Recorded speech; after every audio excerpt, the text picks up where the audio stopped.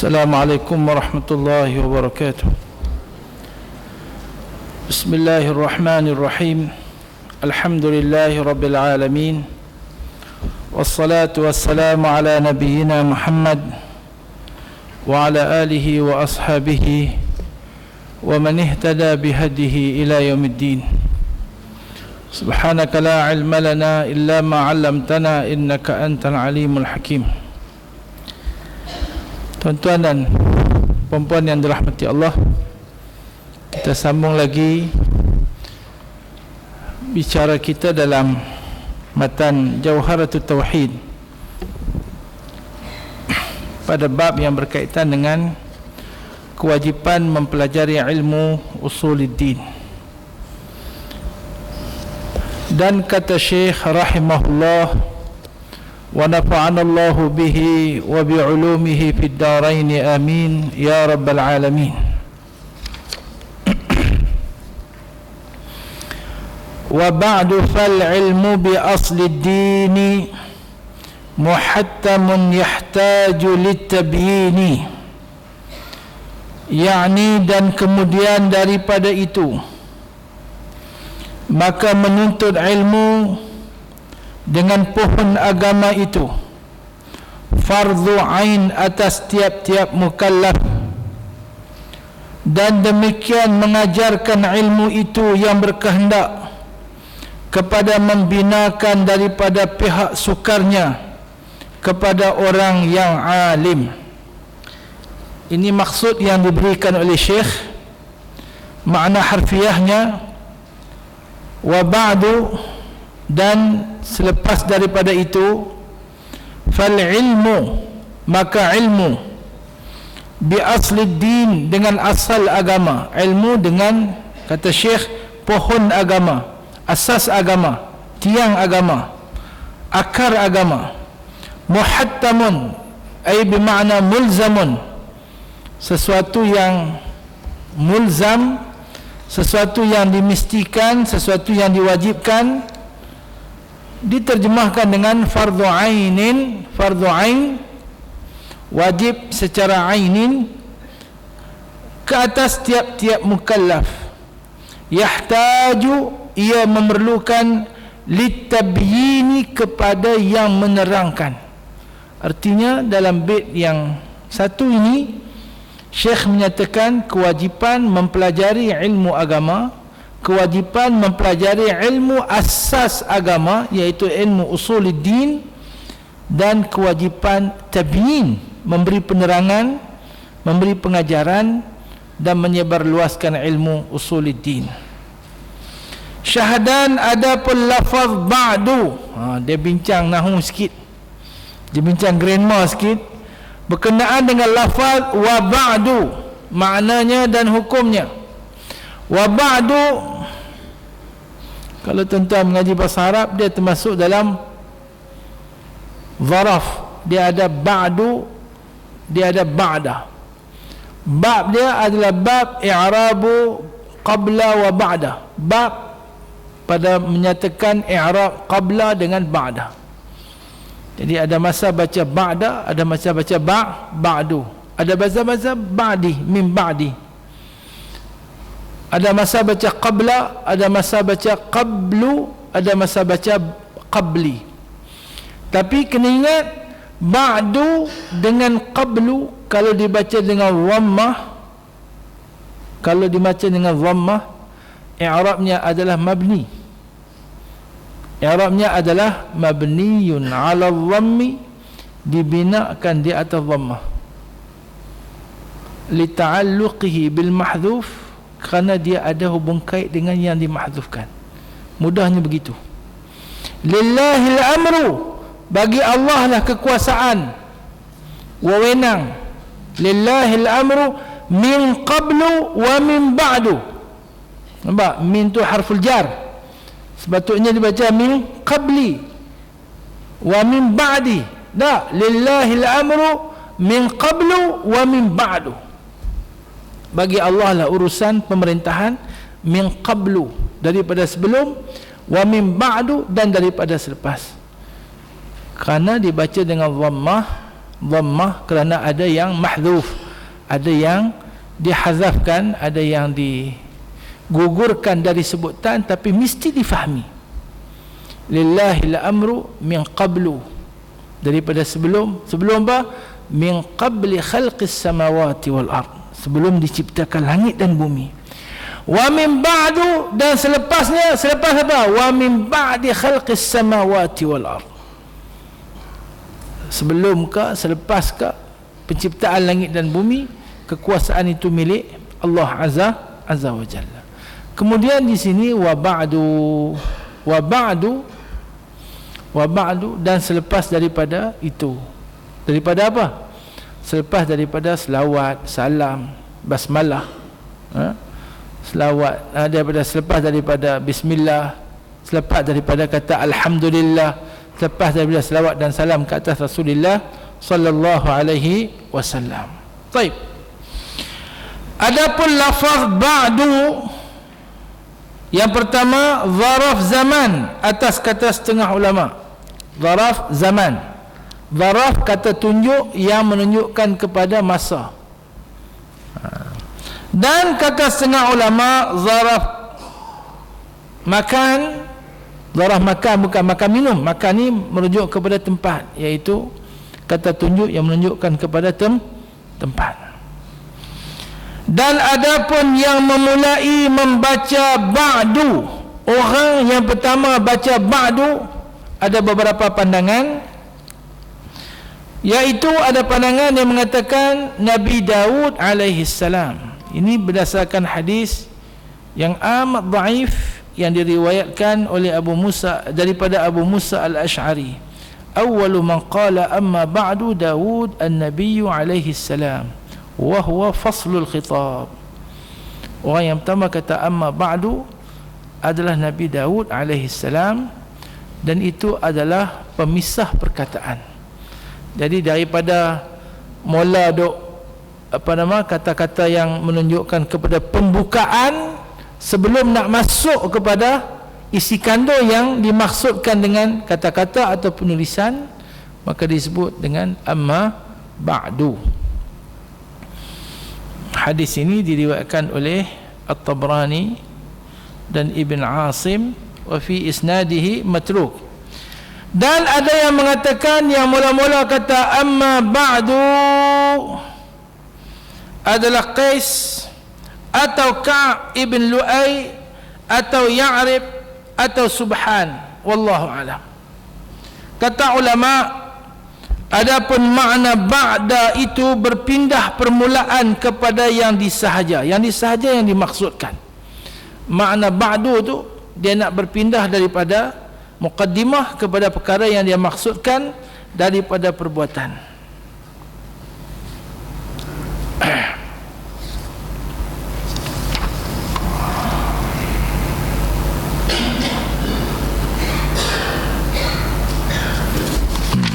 Dan kata setengah ulama radhiyallahu anhum, dekat tu ya. Dan arti ilmu itu, apa makna ilmu?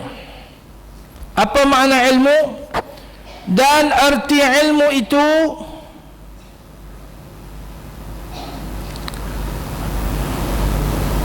mengenal akan sesuatu dengan hakikatnya. Ini makna ilmu. Idrakus syai' bihaqiqatihi. Mengenal akan sesuatu dengan hakikatnya, dengan sebenarnya. Itu makna ilmu. Idraku syai'i bihaqiqatihi. Maka kata ulama yang rajih, bukan rajah, yang rajih, yang jelas, maka kata ulama yang jelas. Dia berhenti tan wa ba'du, sebenarnya ada sikit lagi. Wa ba'du dia asalnya adalah amma ba'du, dan waw itu menduduki tempat amma ba'du, dan jawabnya dimulakan dengan fa. Fa itu adalah al-waqi'ah fi jawab syarti. Wa ba'du bermakna amma ba'du, dia adapun selepas daripada itu fa, maka fa itu jawabu syarti. Sajalah, kerana kita dengar orang baca khutbah, wa ba'du apa, ataupun amma ba'du ayyuhan nas, itu orang tak ngaji nahwu. Wa ba'du ittaqullah, itu orang tak ngaji nahwu. Kalau orang ngaji nahwu amma ba'du, dia mesti kata fa ya ibadallah ittaqullah, amma ba'du fattaqullah, boleh. Dia kena ada fa itu adalah untuk jawabu syarti. Nak tengok macam khutbah tak ada fa, tak apalah, tak ada masalah pun. Nahwu Arab saya, tak ada masalah pun. Baik. Dan adapun ilmu itu terbahagi kepada dua. Yang pertama ilmu tasawur, dan yang kedua ilmu tasdiq. Tasawur ni gambaran tanpa menafikan ataupun tanpa memberi apa-apa hukum dan kedudukan. Adapun tasdiq iaitu menghubungkan makna dengan perkataan, menghubungkan makna sesuatu perkataan dengan perkataan yang lain. Baik. Yang ni, maka ilmu tasawur itu dibahagi atas dua bahagi. Yang pertama tasawur mutlak, dan iaitu mentaswirkan, menggambarkan barang sesuatu di dalam zihin, tasawur. Dan yang kedua tasawur tawassut, ditaswirkan barang sesuatu di dalam zihin, dalam akal, dalam hati, dalam akal, dalam pemikiran, bersertakan dengan jazam. Jazam ni berserta dengan putus, memang begitu. Ni boleh gambar, itu tasawur mutlak, boleh gambarkan saja. Okey. Tapi bila digambarkan dia ada jazam, itu tasawur tawassut. Adapun ilmu tasdiq itu iaitu ditasawurkan di dalam zihin serta jazam, lagi muwafaqah dengan hakikatnya, isbat atau nafi. Dia ada isbat dengan nafi, dia masuk bab tasdiq. Ngaji mantik ni orang kata nak memahami akidah Asy'ariyah ni, itu di antara kekangannya, iaitu dia nak kena ada sikit, tak banyak pun, sikit saja, tak banyak, sikit saja pahaman asas dalam ilmu logik. Jadi tuan-tuan kena ada dua istilah sini. Pertama tasawur, menggambarkan. Yang kedua tasdiq. Tasdiq tu kita nak nisbahkan, nak nisbahkan keadaan yang digambarkan itu bagaimana. Mudahnya macam ni lah. Kita tak pernah pergi Mekah ke? Jadi kita duduk bayang Kaabah tu macam ni, Masjid Haram ni macam ni, pintu dia tang ni, lagu ni, kita gambarkan. Itu tasawur mutlak. Tasawur mutlak. Lepas tu kita tengok gambar dalam TV. Tengok gambar dalam TV, kan? Tengok gambar dalam TV. Okey, itu kita boleh gambarkan dan jazam. Oh, Kaabah macam ni, bukan 5 sagi tapi 4 sagi. Oh, bukan 5 sagi tapi 4 sagi, begini. Okey, itu baru tasawur. Dan kita jazam, kita ada satu gambaran yang kita putus dah. Begitu. Betul tak betul belum lagi kira. Tapi apabila kita dah jazam, dan apa yang dijazamkan itu bertepatan dengan hak betul, hakikat. Kita naik pertama pergi Mekah, oh macam ni ke, macam ni. Oh, tengoklah gambar kecil ya, rupanya besar. Tengoklah gambar besar kami, oh kecil ya. Tengoklah gambar begian, oh macam ni, oh pencok emas macam ni, begian. Oh, itu sudah ada tasdiq. Dan di situ ada isbat dengan nafi. Kita dah ada sesuatu yang kita tetapkan dan kita isbatkan, kita sabitkan dan kita nafikan. Kaabah ni bukan begini. Okey. Contoh. Faidatun. Kata Imam Al-Asy'ari radhiyallahu anhu, bermula ilmu itu berbilang-bilang maklumnya. Ilmu dan benda yang maklum, benda yang diilmukan itu berbilang-bilang. Dan kata setengah ulama, ini perbahasan logik, radhiyallahu anhum, ilmu itu tiada berbilang-bilang sebab berbilang-bilang maklumnya. Syekh kata ilmu ni berbilang-bilang dengan sebab berbilang-bilang maklum. Apa nama, ada sebagian ulama kata tak berbilang-bilang ilmu dengan sebab berbilang-bilang maklum, dan setengah ulama dan ilmu bersalahan dalam hakikatnya, dan setengah ilmu itu terlebih kuat daripada setengahnya, maka kata ulama yang kedua itu rajih. Kata Imam Al-Ash'ari, Abul Hasan Al-Ash'ari, ilmu ini berbilang dengan sebab berbilang benda yang diketahui. Sebagian ulama kata tidak, ilmu itu tidak berbilang dengan sebab berbilang-bilang maklum, cuma ilmu bersalahan dengan hakikatnya. Ada ilmu yang bersalahan dengan hakikat ilmu juga, tapi dengan hak sebenarnya bersalahan, tak betul. Dan setengahnya yang mengatakan ada ilmu dengan sebahagian itu terlebih kuat daripada yang sebahagian. Ikut dia punya pencapaian dia, ataupun ikut dia punya benda yang terdedah kepada dia. Ada yang kabur, ada yang jelas betul-betul, ada yang dia tahu luar saja, ada yang dia tahu sampai ke dalam lagi. Okey, maka kata ulama yang kedua itu rajih. Khatimatun, kata setengah ulama rahimahumullah, bermula hasil sebab ilmu yang baharu itu dengan salah satu daripada tiga perkara. Makhluk ni dapat ilmu dan sumber ilmu kita tiga perkara. Yang pertama, dengan khabar yang sadiq, dengan pemberitaan yang benar, yaitu khabar Nabi sallallahu alaihi wasallam. Yang kedua, dengan akal,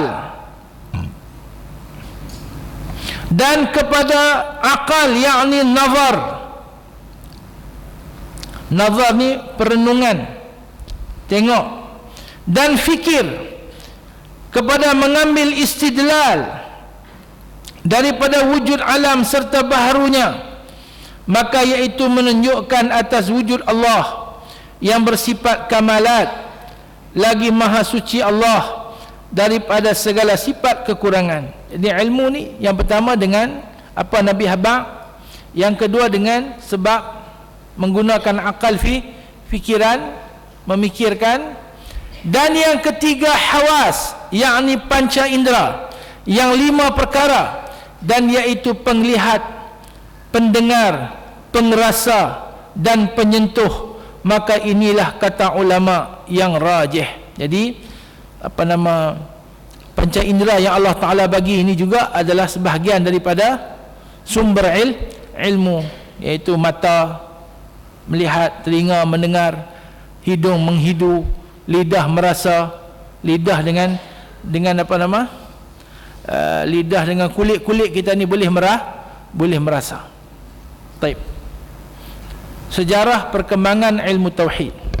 Syahdan, ketahui olehmu bahawasanya zaman sahabah yang aman dalam zaman itu daripada i'tiqad yang sesat, maka digelar ilmu itu ilmu tauhid namanya, dan iaitu mengiktikadkan dengan i'tiqad yang yakin bahwasanya Allah Ta'ala itu wujud yang qadim, yang bersifat kamalat, lagi maha suci daripada sifat naqais, halnya tiada setengah mengambil istidlal dan hujah atas orang yang sesat, sebab telah suci hati mereka itu.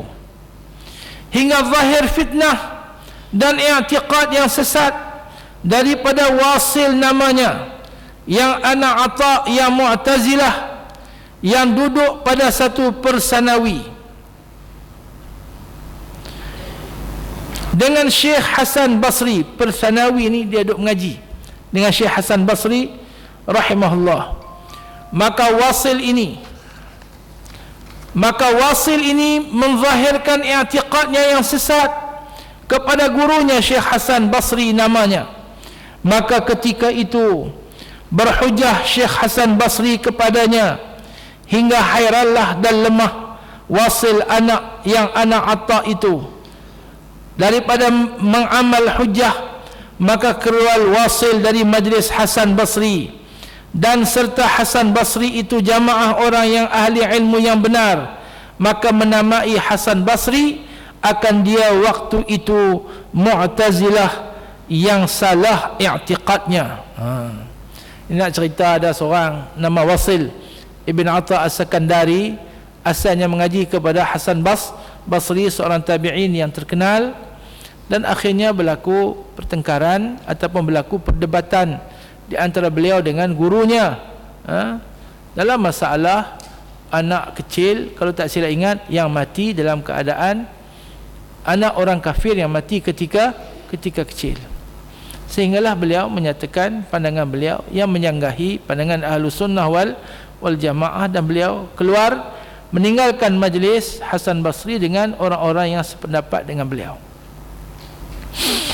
Maka zahir i'tiqad yang sesat, hingga zahir pula Imam Al-Jubai yang anak Wasil, iaitu Mu'tazilah pula. Maka Imam Asy'ari sebelum sampai martabat ijtihad, berguru ia kepada Imam Jubai yang anak Wasil atas beberapa tahun. Maka ketika Imam Asy'ari sampai martabat ijtihad di dalam ilmu tauhid, maka berpindah Imam Asy'ari daripada mazhab Imam Jubai yang Mu'tazilah ke mazhab Ahlus Sunnah wal Jamaah, serta mengambil hujjah dan istidlal dengan nas kitab dan hadis Rasulullah sallallahu alaihi wasallam, halnya membatalkan mazhab Imam Jubai, hingga masuk ia kepada segala raja dengan berhujjah daripada membatalkan mazhab Imam Al-Jubai. Dia cerita ringkas-ringkas ya. Lama ni Syekh ni mati tahun 333 Hijrah. Syekh Abdul Hasan Asy'ari cerita dia mengaji kat satu, saya lupa ayah tiri dia kapal menekan dia, ayah tiri kalau tak silap, Imam Jubai, dan 40 tahun dia mendalami ajaran Mu'tazilah sehinggalah dia diberi petunjuk oleh Allah Azza wa Jalla, dan akhirnya beliau keluar daripada Mu'tazilah dan mengasaskan kembali kepada ajaran yang dibawa oleh Rasulullah, para sahabat dan para salafus salih, dan beliau menyusun akidah itu dan dinamakan sebagai akidah Ahlus Sunnah wal Jamaah. Dan hikayah Imam Asy'ari di dalam demikian itu termasyhur dalam kitab ulama. Maka ketika itu digelar ia dengan nama Imam Ahlus Sunnah wal Jamaah di dalam negeri Khurasan, Iraq dan Syam dan barang lainnya. Maka Imam Abu Mansur Al-Maturidi daripada anak murid Imam Abul Hasan Al-Asy'ari, dan kedua-duanya itu asal penghulu sekalian Ahlus Sunnah wal Jamaah rahimahumullah. Maka sebab sangat sukar i'tiqad Ahlus Sunnah wal Jamaah, sebab banyak bermujadalah dan hujjah dengan Mu'tazilah, maka mengarang ulama Ahlus Sunnah wal Jamaah dalam ilmu usuluddin, serta menunjukkan istidlal dan hujjah dalam membatalkan mazhab Imam Jubai yang Mu'tazilah. Dia abang pasal apa yang jadi nampak berbelik sikit, agak sukar ataupun agak payah nak memahami akidah Ahlus Sunnah yang dikemukakan oleh para imam ini, kerana ketika itu banyak mujadalah, banyak perbahasan, banyak perdebatan yang dilakukan oleh mereka dalam mematahkan hujah-hujah orang-orang Mu'tazilah dan yang seumpama dengannya. Sebab tu dia gitu. Okey, sebab itu kita di akhir zaman ini ada mengambil jalan yang mudah, okey. Dan kadang-kadang bagi orang-orang yang tertentu perlu juga untuk mendalami perkara-perkara yang dikemukakan oleh para ulama yang terdahulu ini. Kerana apa? Kerana Mu'tazilah yang ada di zaman ini datang dalam bentuk baru. Dia tak main dia Mu'tazilah, tapi pemikiran tu sama juga. Maknanya sama, hakikatnya sama, apa yang diperjuangkan sama, apa yang diperkatakan sama. Kenapa? Kerana dia hanya adalah watilkal ayyam nudawiluha bainan nas, diulang-ulang balik. Tolak hadis, liberal, percaya dengan wahdatul wujud dan sebagainya, semua diambil daripada kebanyakannya, tidak semua tapi kebanyakannya daripada asas-asas pemikiran Mu'tazilah. Baik, dan kata Syekh rahimahullah,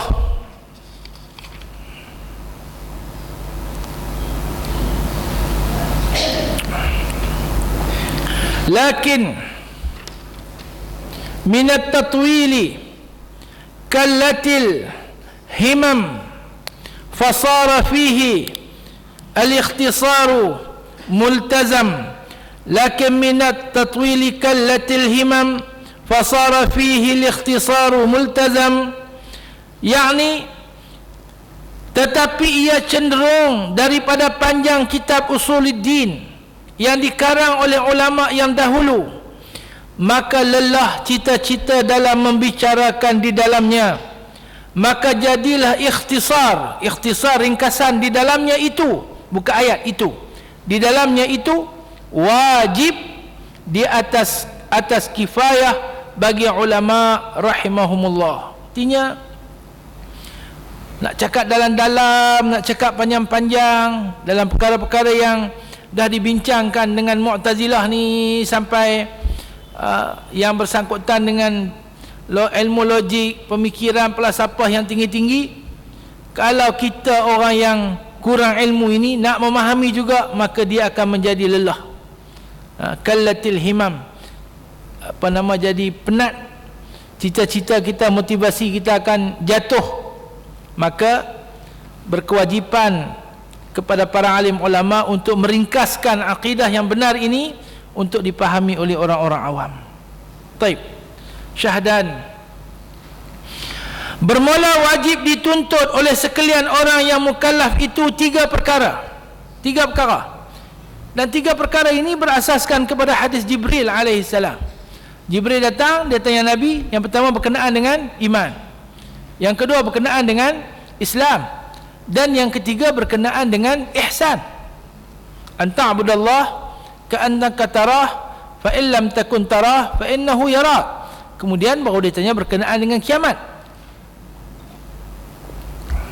Maka wajib atas mukallaf mempelajari tiga perkara.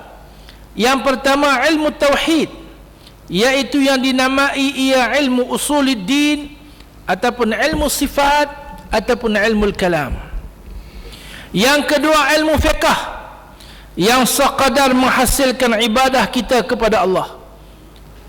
Wajib belajar ilmu fiqh sampai kita reti nak sembah Allah macam mana. Tambah sikit lagi sampai kita reti nak urus kehidupan ini mengikut syariat Allah. Tak payahlah tuan-tuan mengaji sampai bab hubungan dua hala antara negara Islam dengan negara bukan Islam, negara apa semua. Memang ada dalam fiqh.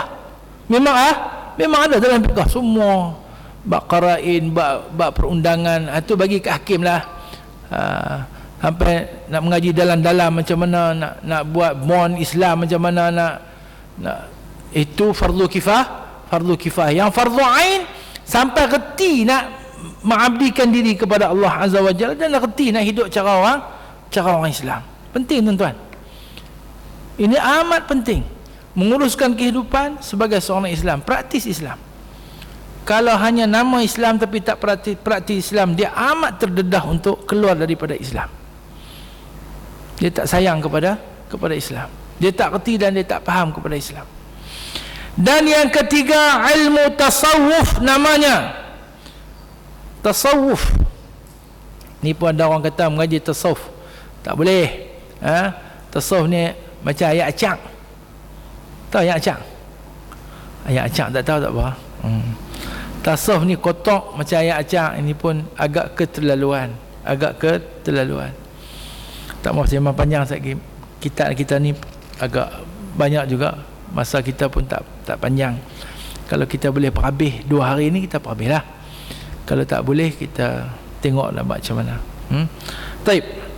Yang ketiga ni ilmu tasawuf. Yang penting ilmu tasawuf, ilmu yang mendidik kita, mendidik jiwa kita untuk menjadi Muslim yang baik macam mana. Paling kurang saya tengok bagi kita orang Melayu ni, kalau boleh belajar dan kalau boleh beramal dengan isi kandung kitab Penawar Bagi Hati karangan Syekh Abdul Qadir Al-Mandili. Cukuplah tasawuf syariat dekat tu, tasawuf syariat yang perlu dipahami oleh kita dan kita beramal.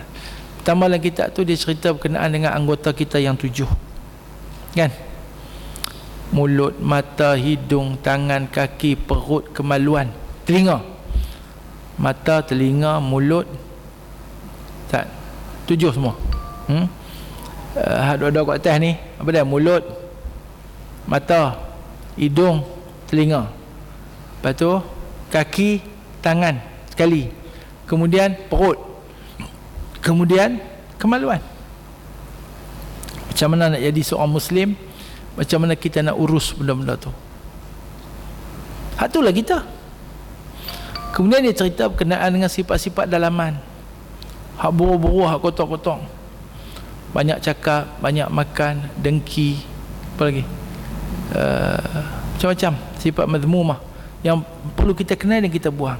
Sombong, bongkak, ta'ajjub, riak, sum'ah. Kemudian habis dia cerita bab tu, dia cerita pula berkenaan dengan sifat-sifat hati yang baik yang seharusnya menjadi perhiasan diri kita. Dimulakan dengan taubat, takut Allah, sampailah habis redha, sabar, syukur, lawan kepada belagak, sombong, kuat marah, kuat makan, kuat cakap, menunjuk-nunjuk. Okey, jadi itulah ilmu tasawuf. Tamnah hatap betul. Yang itulah ilmu tasawuf di antaranya. Tamnah hatap betul. Oh, dalam ilmu tasawuf ni ada orang sesat.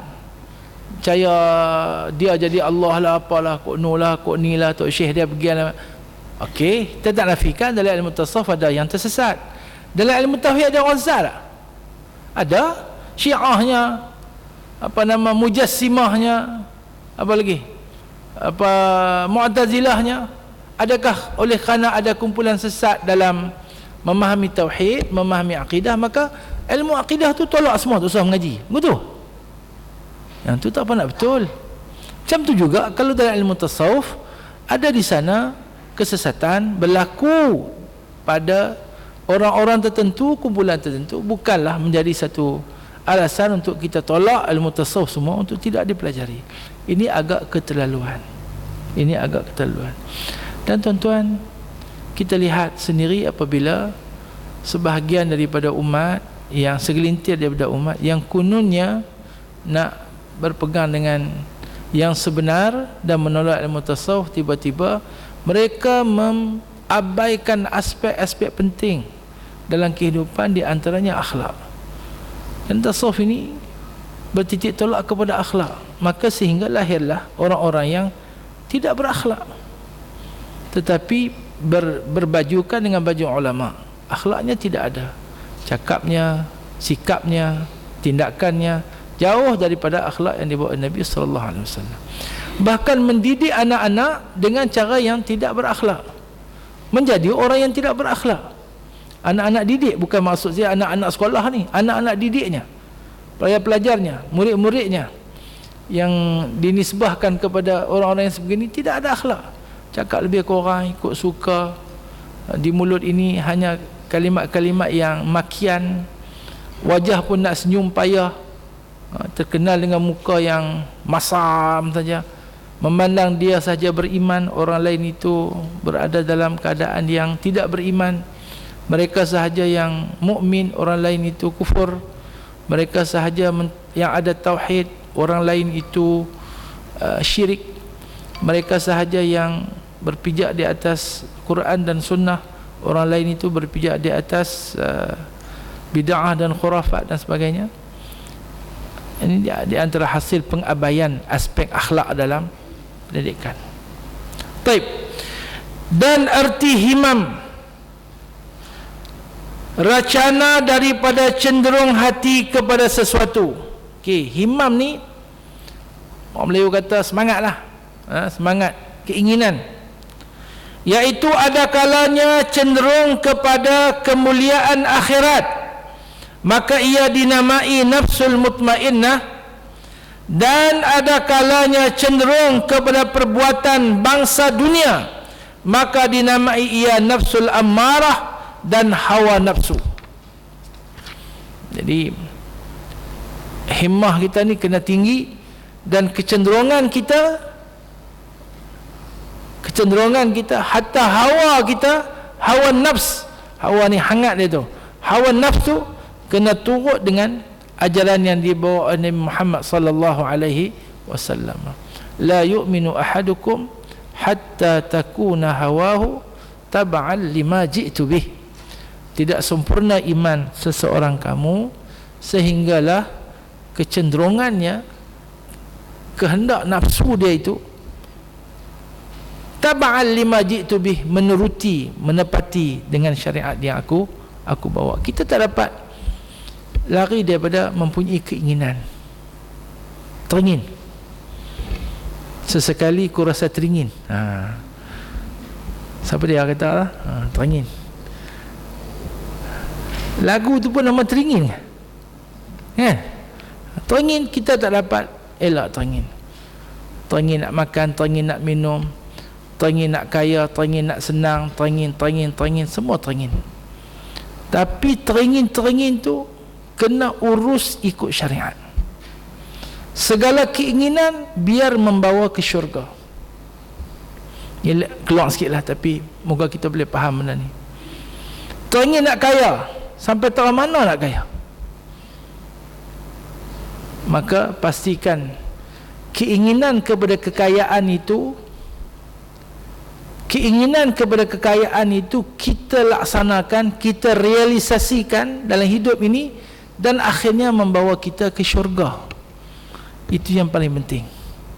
Kaya, Bill Gates pun kaya. Siapa lagi kaya? Malas sebut nama orang Malaysia. Siapa lagi yang paling kaya di dunia? Tak kenal sangat lah. Tak apalah, kaya lah, macam mana kaya pun. Tapi jangan kita kaya dengan cara yang tidak betul, ataupun kita kaya dengan cara yang betul tapi kita urus dengan cara yang tak betul, akhirnya kita merengkok dalam apa? Dalam neraka. Memang semua kita nak kaya. Jadi teringin tu ada, himmah untuk teringin tu ada, tapi biar ia dibangsakan dengan bangsa akhirat, jangan dibangsakan dengan bangsa dunia sahaja. Teringin nak handsome, orang lelaki. Orang perempuan teringin nak apa? Nak kahwin aku tua-tua lah kita ni. Teringin nak apa? Cantik. Nak jadi jelitawan, nak jadi rupawan, nak jadi tak tahuan. Okey, tapi biar cantik, biar kemas, biar mantap, biar macho orang lelaki, tapi membawa ke syurga. Ada apa makna kalau kita bercantik-cantikkan dengan bersolek begitu, dengan bersolek begini, buka aurat tentu, buka sikit tahun ni ya, sikit ya, nak pergi nampak cantik sikit ya, buka tahun ni sikit ya. Orang lelaki pakai baju buka apa? Buka dada sikit ya, nak pergi nampak cantik. Tetapi akhirnya membawa kita kepada neraka. Tak payah. Tak payah. Nak kuat, nak sihat bawa masuk syurga. Nak kuat bawa masuk syurga. Nak kaya bawa masuk syurga. Nak terkenal, berpengaruh, terkenal dan berpengaruh yang bawa masuk syurga. Di dunia rata-rata orang kenal, tapi akhirat Nabi pun tak kenal kita. Nabi tak cam pun, kata kita umat Muhammad, susah kita. Okey, sikitlah. Baik. Dan kata Syekh rahimahullah, wa hadhihi urjuzatun laqabtuha jawharatat tauhid qad hadzabtuha. Ini baru dia nak habaq kitab dia. Yakni inilah risalah kecil yang diambil daripada dalam batu yang sangat kerasnya, halnya iaitu di dalam laut yang sangat dalamnya, yang ku namai ia risalah jauharah at-tauhid, yakni manikam yang tiada sepertinya. Wa hadhihi, dan inilah urjuzatun. Urjuzah pantun, pantun lah senang. Urjuzah ini syair yang ditulis di atas wazan razaj. Tuan-tuan bisa mengaji bahar. Kalau lah ni budak-budak ambil stam adalah kitab dia nama Al-Lubab. Mengaji bahar, mengaji wazan syair. Dia habaq ni, dia nak buat syair ni atas wazan razaj, wazan rajaz. Syair yang ditulis atas wazan rajaz dikenali sebagai urjuzah. Dan inilah kata-kata pantun urjuzah. Laqabtuha, yang aku namakan ia jauharatut tauhid, dengan jauharatut tauhid, permata ilmu tauhid. Qad hadzabtuha, sesungguhnya aku telah memperelokkan ia.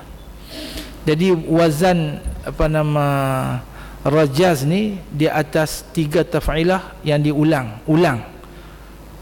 yang diulang 2 kali, ataupun 1 taf'ilah yang diulang 6 kali, iaitu mustaf'ilun, mustaf'ilun, mustaf'ilun. Rentak dah. Mustaf'ilun, bukan pada huruf tapi pada baris tu. Mustaf'ilun, mustaf'ilun, mustaf'ilun. 1 syatar 3 kali. 1 bait ada 2 syatar, maka diulang 2 kali jadi 6 kali. Mustaf'ilun, mustaf'ilun, mustaf'ilun. Wa hadhihi mustaf'ilun, urjuzatun, mustaf'ilun.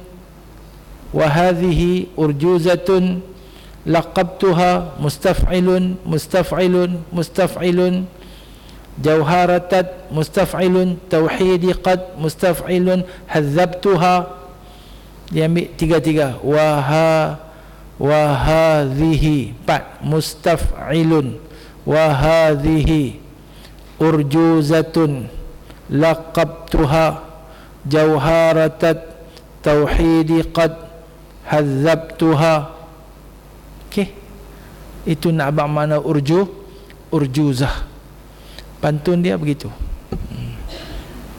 Balik anak-anak yang ambil stam tanya, ni bahar razaj ni apa dia?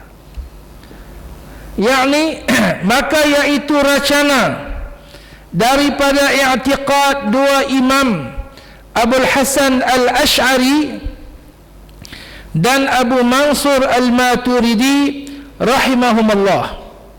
Dan sungguhnya telah kusucikan ia daripada i'tiqad orang yang sesat. Dan kata musannif, wallahu arju fil qabuli nafi'an. Nampak kena baca gitu, wallahu arju fil qabuli nafi'an, mustaf'ilun, mustaf'ilun, mustaf'ilun, biha muridan fil thawabi tami'an. Lepas ni tuan-tuan nak mengapai lagu tu, lagu dia lagu tu. Tu buat lagu betul. Tu buat lagu betul, ni buat lagu wazan syair saja. Bolehlah buat lagu-lagu apa pun boleh. Buat lagu dikit barat boleh. Wa bulan bah. Wa bulan macam mana? Wa bulan macam mana? Wa bulan.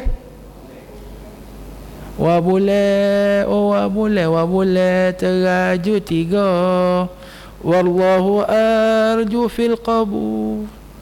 Wallahu arju fil qabul nafi'at. Lagi hujan lah. Adapun arti raja, wallahu arju fil qabuli nafi'a, biha muridan fil thawabi tami'a, yakni dan mengharap aku akan Allah di dalam qabul halnya, di dalam qabul halnya memberi manfaat kepada dengan risalah itu, yang tamak di dalam pahala akhirat. Amin ya rabbal alamin. Yakni ia Tuhan kabulkan, yakni dia Tuhan, ya Tuhan tu kabulkan permintaan musannif ini. Wallahu dan Allah, wallaha dan Allah. Ini dia panggil istighal. Ini dia panggil babul istighal. Maf'ulun bih mai dulu baru mai fi'il. Wallaha, dia tak baca wallahu. Arju, aku harapkan, fil qabul, pada qabul, nafi'an, moga-moga risalah ini memberi manfaat biha padanya, dengannya, muridan orang yang berkehendak, muridan hal keadaannya, fi thawab pada pada pahala, tami'an amat tamakkan kepada pahala akhirat. Baik. Adapun arti raja, apa makna raja? Adapun arti raja itu mengharap-harap hati dengan menghasilkan barang sesuatu yang lagi akan datang, beserta mengerjakan sebabnya yang hasil dengan demikian itu. Jadi raja ni dia nak dan dia ambil tindakan melaksanakan sebab yang boleh menghasilkan perkara itu. Maka dia berbeza dengan tamanna. Tamanna dengan raja berbeza. Raja yarju, dia nak dan dia buat kerja nak dapat benda tu. Kalau at-tamanni, tamanni ni dia tu nak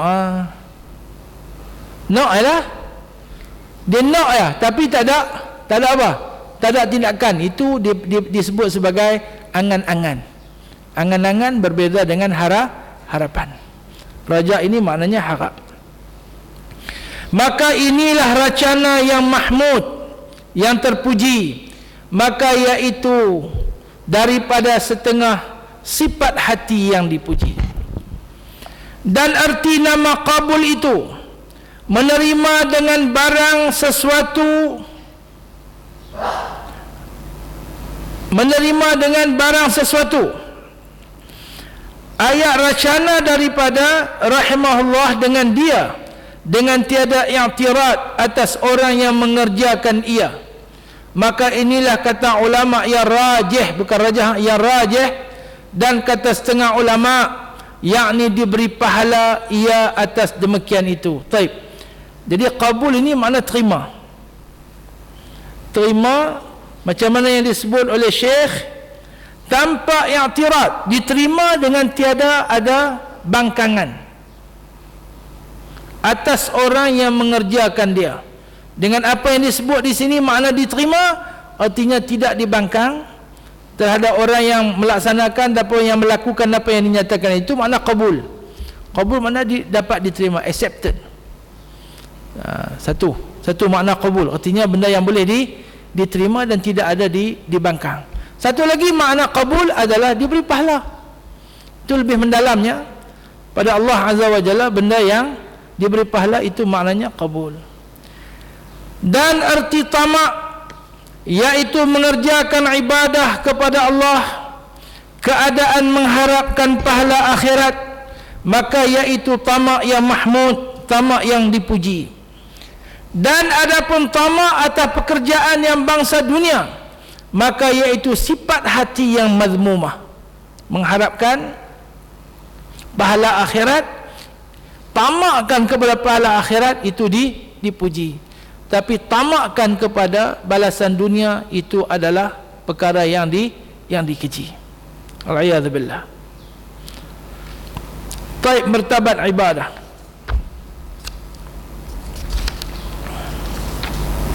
Faedah, kata setengah ulama rahimahumullah, bermula mengerjakan ibadah kerana diqasadkan hasil manfaat atau menolakkan mudarat di akhirat, maka iaitu sah ibadatnya, zahirnya dan batinnya, maka iaitu martabat ahli fiqh rahimahumullah. Ni kata Syekh. Maknanya orang buat ibadat pasal apa? Tak mau masuk neraka.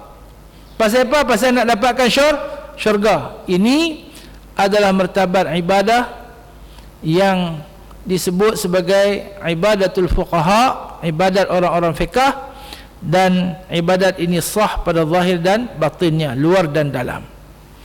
Dan kata Al-Khawwas, dan tiada sah mengerjakan ibadah kepada Allah itu melainkan jikalau diqasadkan imtithal kerana suruhan Allah, yakni amrullah subhanahu wa ta'ala, dan kerana mahabbah, mengasihi, dan ijlal, memuliakan kepada Allah, maka ini martabat orang yang mutawassit. Ini dia masuk dalam perbincangan yang agak dalam sikit di kalangan ahlu tasawuf Ada orang ibadat kerana nak mengelakkan diri dari diazab dan nak melayakkan diri masuk syurga. Okey, yang tu diterima dalam Islam dan zahir batin ibadat itu sah. Kemudian indal khawas di kalangan ulama yang memberi tumpuan kepada masalah hati dan jiwa, ulama rabbaniyin, ulama yang memberi tarbiyah, murabbi. Mereka melihat supaya kita benar dengan iman kita kepada Allah, maka ibadah yang sah bagi mereka, yang sah di sini bukan sah fiqh ni, bukan sah tak sah fiqh kena qadha balik tak. Yang sah ini yang absah, yang absolute, yang dikehendaki kalau boleh begitulah. Maknanya kalau boleh begitulah, iaitu mengerjakan ibadah semata-mata imtithal, melaksanakan suruhan Allah. Syurga ke neraka ke, tu nombor 2. Ni kerana nak mendapatkan, ini kerana nak melaksanakan suruhan Allah, kerana sayangkan Allah, kerana memuliakan Allah. Imtithal, mahabbah, ijlal, 3 perkara. Dan taratu pun bagi ahli tasawuf dia masih lagi dalam martabat mutawassit, intermediate, pertengahan, mutawassit. Dan kata mereka, dan kata orang yang khawas lagi, dan tiada sah mengerjakan ibadah kepada Allah melainkan kerana taqarrub kepada Allah, maka inilah martabat yang terlebih akmal, artinya yang paling sempurna daripada keduanya. Dah tak kira mahabbah, ijlal, imtithal lagi, semangga-mangga, semata-mata nak menghampirkan diri kepada Allah Azza wa Jalla. Ini taksim, ini pembahagian ini hanya untuk kita memahami dan hanya untuk mengajar kita supaya dalam umur-umur kita ini, pertengahan ini, saya tengok yang hadir pada kali ini seusia saya, dah pun menghampiri penghujung-penghujungnya. Sudahlah kot, sudah tu kan. Adik-adik ni muda-muda lagi, tak apalah, tak apa pun bukan ketahuan kan.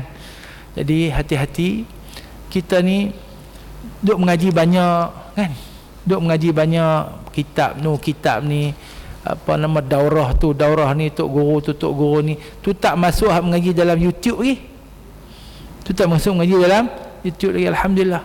Tapi kita kena fikir juga peningkatan yang perlu kita buat, yang perlu kita buat, bagaimana kita nak develop, kita nak tarakki, kita nak mengangkat kedudukan kita di sisi Allah Subhanahu wa taala. Daripada buat ibadat mak pak suruh, daripada buat ibadat kerana tak mau kena rotan kan. Kemudian ibadat memang kita nak ibadat lah, memang kenalah, sudahlah, bayang ikut suka ya kan. Sampailah kita menumpukan, inilah sembahyang aku ni, yang ni lah modal aku nak masuk syurga. Pernah kita tanya macam tu lah kan. Pada mula kita sembahyang pasal apa? Pasal mak pak suruh ya. Lepas tu sembahyang pasal wadan suruh, pompang kan. Tu terbiah lagi tu. Sampai kita hidup sebenar, kita dah dibiasakan dengan sembahyang. Tak sembahyang rasa rimah, padahal tak sembahyang tak apa, kata patah pun. Wadan tak ada, mak pak tak ada, duduk KL sorang-sorang ya. Tidak, seorang-seorang duduk KL tak sembahyang ke apa, ikut suka lah. Nak melompat ke, nak menungging ke, ikut suka. Tapi kita rasa tak sedap. Itu hasil daripada tarbiyah kita, alhamdulillah. Tapi akhirnya kita ada sedar, kita dah mengaji, kita ingat kita ni mati, akhirnya akan ke syurga, akhirnya akan ke neraka. Hak modal kita nak bawa, nak tebus diri daripada neraka ni, semayang ni lah. Kita pun puluh semayang elok-elok kan. Tapi hanya kita dengan masih lagi ada perangai selfish itu. Sebab ada tak? Ada lagi untuk kita ya, untuk kita ya. Tak masuk neraka tu ya. Akhirnya kita kenal lagi Allah, rasa terhutang budi dengan Allah, rasa kasih kepada Allah. Kita pun semayang, kadang-kadang tak fikirlah syurga neraka ni, fikir ya Allah, sayang ke Allah, muliakan Allah, nak turut perintah Allah, nak apa? Nak tunjuk ke Allah, aku ni hamba yang bersyukur, bagian.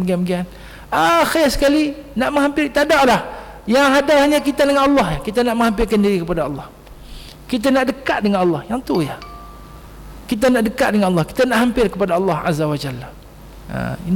Ini apa nama pengalaman-pengalaman rohani yang ditunjukkan di sini, yang dialami oleh sebahagian ulama yang dinamakan khawas dan sebagainya, dan ianya tidak ada istidam, tidak ada apa pun yang bertentangan dengan syariat. Dan kita kena fikirlah, sehari dua lah kita nak duduk lama mana. Ingat 15 tahun lagi tak ada ni kan. Kalau ada lagi 15 tahun lagi, ada pun ngok-ngok nak berjalan pun tak larat dah pun kan, heret kaki pun, ataupun duduk nganga atas katil ya. Makan pun pakai apa? Pakai tiup ya. Jadi kita bertanggungjawab dalam masalah ini untuk diri kita, memang pun untuk diri kita, bahkan kita berkewajipan mempertingkatkan hubungan kita dengan Allah Azza wa Jalla. Dan adapun mengerjakan ibadah kepada Allah dengan mengharap-harapkan kemuliaan yang bangsa dunia, dan kerana melolakkan daripada fitnah yang bangsa dunia sampai menjadi hasil ia pekerjaan yang bangsa akhirat, maka iaitu sah jua amalnya, tetapi tiada kamil, tidak sempurna. Kadang-kadang buat ibadat harap kemuliaan dunia, lepas tu menolak fitnah bangsa dunia, tapi akhirnya dia jadi kepada bangsa akhirat juga, tapi dia tidak sempurna. Adapun mengerjakan ibadah kerana mengharapkan kebajikan manusia, maka iaitu sah ibadahnya di dalam batinnya dan zahirnya daripada hukum syarak, tetapi di dalam itu tiada diberi faedah. Orang buat ibadat kerana nak mengharapkan kebajikan daripada makhluk, luar dalamnya sah segi fiqahnya, artinya dia sembahyang tu sah. Contoh sembahyang lah, semua ibadat lah, bukan sembahyang saja. Contoh haji dia ke, puasa dia ke, sah, tak perlu qadha balik, tetapi ada faedah ke? Tidak ada faedah. Yang ni orang yang menuntut dunia dengan amalan akhirat, wal'iyadzubillah. Baik, martabat ikhlas kita habis tang ni ya. Lepas hidang nasi tak siap lagi. Dan kata setengah ulama rahimahumullah, bermula ikhlas itu dibahagi atas 3 bahagi. Yang pertama ikhlas daniyah namanya, yakni rendah. Yang kedua ikhlas wasati, yakni martabat yang di tengah. Dan yang ketiga ikhlas aliyah namanya, iaitu martabat yang lebih tinggi. Maka yang pertama itu seperti mengerjakan ibadah kepada Allah kerana mengqasadkan kemuliaan dunia dan akhirat. Aku ni duk semayang ni, sebab itu Tuhan bagi kat aku. Wah, aku ni banyak buat kebajikan, sebab tu umur aku panjang. Aku ni, dia memang dia tengok hadis Nabi kan, siapa yang mau Allah Ta'ala tambah rezeki dia, Allah Ta'ala Allah Ta'ala panjangkan usia dia, dia kena buat baik kat ibu bapa. Dia pun dapat sorak naik pangkat. Tengok aku buat baik dengan mak aku bela mak aku, tengok Tuhan bagi aku naik pangkat lah, apalah. Okey, itu janji Allah. Siapa yang mau Allah Ta'ala panjangkan usia dia, tambah rezeki dia, dia buat baik dengan kedua ibu bapa. Baik dengan kedua ibu bapa tu contoh satu ni tuan, contoh buat baik dengan ibu bapa ni adalah kerja akhirat. Tapi memang kerja akhirat, dia pun harap pahala ke Allah, bla bla bla bla bla, tapi hak dunia tu dia harap juga, dan Tuhan pun bagi. Tu ikhlas tak? Ikhlas tak? Ikhlas, masih lagi ikhlas. Tapi ikhlas tu ikhlas daniyah. Dan yang kedua mengerjakan ibadah kerana mengqasadkan akhirat dan menolakkan siksanya. Okey. Dan yang ketiga kerana mahabbah dan keredaannya, maka inilah martabat yang akmalul akmal. Walahu subhanahu wa ta'ala, kami menuntut tolongnya. Dan kita Syekh berdoa, kita memohon kepada Allah Azza wa Jalla membantu kita untuk mencapai darjat ikhlas yang paling tinggi, iaitu beribadah semata-mata kerana kasihkan dan memuliakan Allah Azza wa Jalla. Nak menuntut kasih dan menuntut keredaan daripada Allah Azza wa Jalla. Baik. Kadang-kadang diuji. Contoh, orang belah mak ayah dia, kadang-kadang diuji. Walaupun Tuhan janji, Tuhan bagi bagian di dunia lagi, tapi ada kalanya Tuhan tak bagi. Betul tak? Lepas tu dia mulalah, aku jaga saja ya mak, tak ada apa pun. Kan? Duk susah lagi dah. Hampa duk tengok saja ya. Duit pampers semua pun tak bagi. Mulalah. Tu bahaya. Betul, kita kena tingkat-tingkat lagi, dan insya-Allah apa yang lebih penting mengharapkan keredaan Allah dan kasih sayangnya di akhirat. Syarat menuntut ilmu. Khatimatun. Penutup dia kata bab cerita matan ni, syarat menuntut ilmu. Hendaklah mengqasadkan dari bermula menuntut ilmu itu dengan beberapa syaratnya, dan setengah daripada syaratnya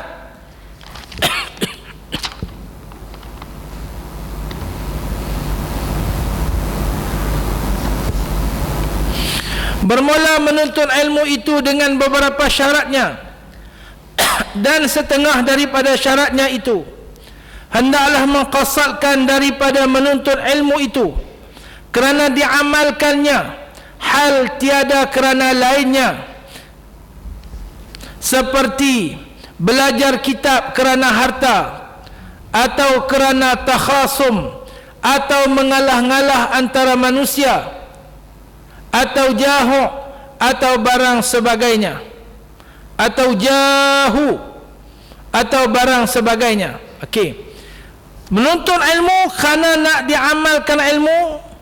Jangan menuntut ilmu yang pertama kerana harta. Kerana harta, kok boleh dapat kerja, kok boleh mai daurah 2-3 kali ni, boleh minta guru kafar, kok boleh minta guru ta'mir, kok boleh.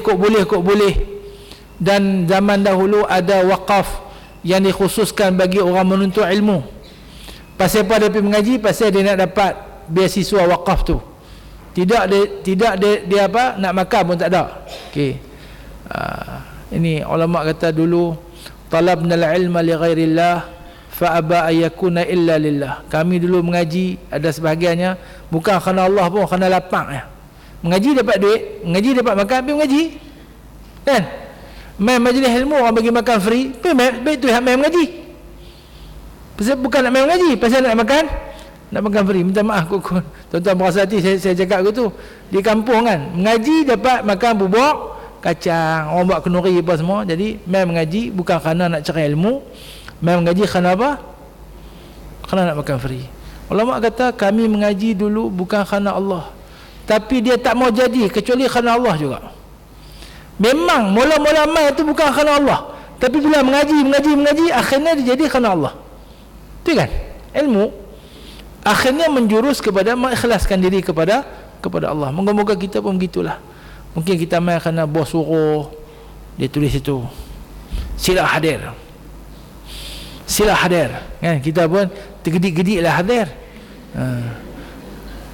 Main bukan kerana nak mengaji pun, tapi kerana bos suruh. Akhirnya insya-Allah moga-moga dia jadi kerana Allah. Yang kedua kerana takhasum, kerana nak berkeli dengan orang. Ada juga orang jenis nak tunjuk pandai. Saya abang betul, saya kalau jenis nak tunjuk pandai silalah. Saya tak ada masa nak layan. Saya abang betul. Nak tunjuk pandai, nak bertengkak, nak begitu, nak begini, tafadhal. Dia termasuk dalam golongan yang sepatutnya kita wa idza khatabahumul jahiluna qalu salama.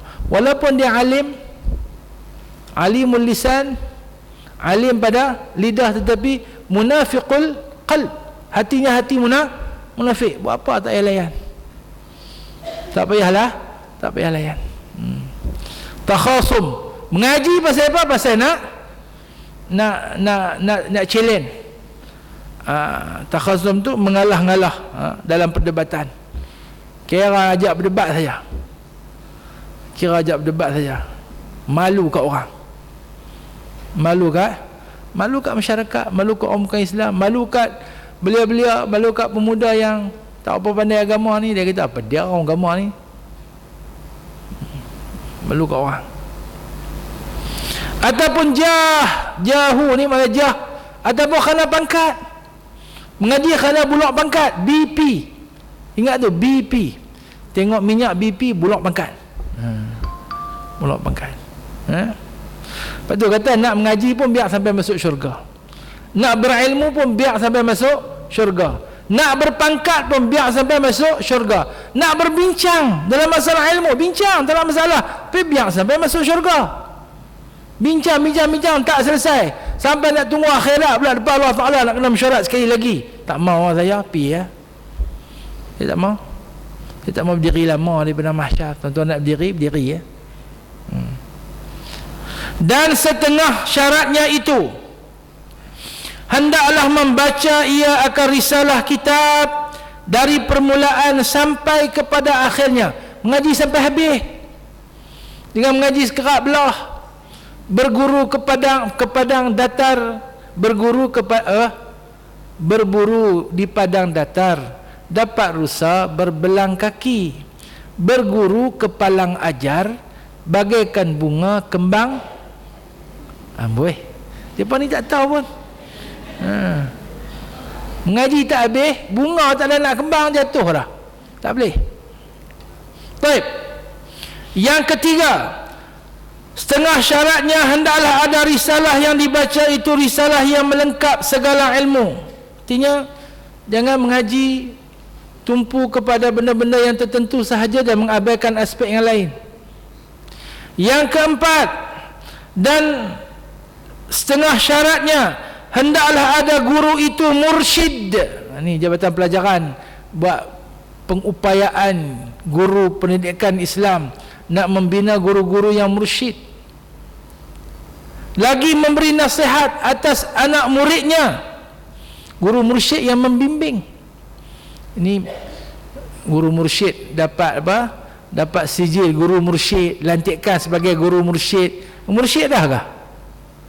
Kena tengok balik apa makna mursyid. Saya ada satu kertas, bila mereka nak buat guru mursyid dulu, saya di Jabatan Pelajaran masa tu, saya bentangkan konsep guru mursyid, tapi kurang mendapat sambutan lah, kerana makna guru mursyid yang kita nak mungkin tak selari dengan apa yang mereka faham. Mereka lebih kurang macam JU ya, tapi seharusnya bersifat dengan guru mursyid yang sebenarnya, disentuh oleh para ulama berkenaan dengan kemursyidan seorang guru. Kalaulah hampir 80,000 guru pendidikan Islam seluruh Malaysia ni jadi guru mursyid, memiliki sifat mursyid itu dan berperanan sebagai guru mursyid, insya-Allah banyak perkara yang mungkin akan menjadi lebih baik dengan izin Allah Azza wa Jalla. Yang kelima, dan lagi hendak ada guru itu mengambil daripada musyafahah dengan gurunya lagi yang sah isnadnya.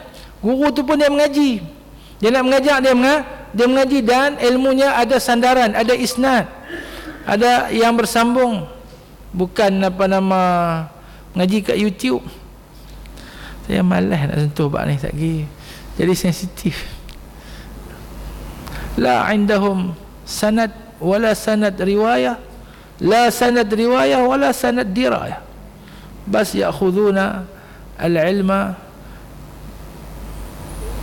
min ba'd al-masadir fi janibin min al-jawanib wa tasaddaw ka'annahum ulama kibar yulimmuna fi jami' al-jawanib, kaman darasa fi janib min jawanib al-fiqh al-islami. مثلا كتب رسالة في الدكتوراه في بيع السلام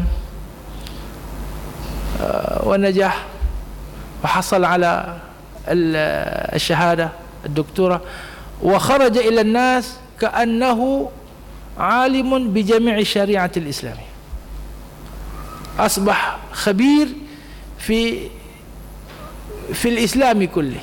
هذا al-musibah al-kubra indana. Lagi yang sarih ibaratnya jelas hadirin ahbab, lagi zuhud, tok guru yang zuhud serta qanaah berpada dengan apa yang ada, dan riayah bukan raiyah ya, dan riayah ni jaga dalam kelakuannya yang tidak diaghrab dengan yang bangsa dunia dan barang sebagainya, yang tidak digharat yang bangsa dunia dan barang sebagainya daripada syarat masyayikh. Syarat masyayikh ni syarat guru-guru, dan syarat murid. Syarat murid ni syarat orang yang menuntut ilmu yang telah tersebut di dalam rasail yang mutawwalat, yang panjang-panjang. Wallahu a'lam. Jadi dalam disiplin ilmu Islam ini ada caranya, ada adabnya yang perlu diraikan oleh sama ada guru ataupun murid, insya-Allah. Dan kecenderungan untuk mengaji adalah satu yang amat positif yang berlaku dalam masyarakat. Cuma kita harapkan kecenderungan yang positif ini dapat benar-benar melahirkan masyarakat yang belajar. Masyarakat yang belajar, bukan sekadar masyarakat yang menghadiri majlis ilmu ataupun ceramah-ceramah dalam bentuk mengisi masa lapang dan masa ruang semata-mata. Hukum dan bahagian-bahagiannya kita sambung lepas zuhur insya-Allah. Sallallahu ala nabiyyina Muhammad wa ala alihi wa sahbihi ajma'in. Subhana rabbika rabbil izzati amma yasifun wa salamun ala al-mursalin walhamdulillahi rabbil alamin. Wassalamu alaikum warahmatullahi wabarakatuh. Waalaikumsalam warahmatullahi wabarakatuh.